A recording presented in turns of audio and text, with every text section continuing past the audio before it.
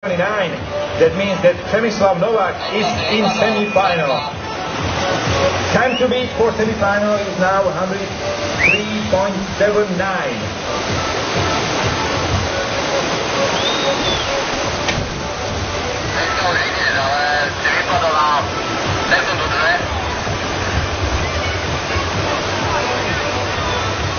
Felipe Bush from Brazil, starting number 9. And you can see famous name in Canyon Slalom, Cédric Joly from France. Veľmi známe meno, veľmi úspešný pretekár už v mládežnických kategóriách. Cédric Joly, Francúzska. Zatiaľ bez penalizácie, pozerajme sa na Felipeho Bush. Felipe Bush je v semifinále.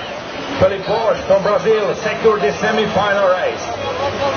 Fourth position, 99.34. Takže Cédric Bush, možno jeden z tých tanečníkov na otváracom ceremoniáli, ktorý sa pridal k tomu našemu programu, je v semifinále. Tomáš Durný momentálne 16. Čaká na svoj oddiel časom 4:01. And target number 7, Zachary Loken, United States of America.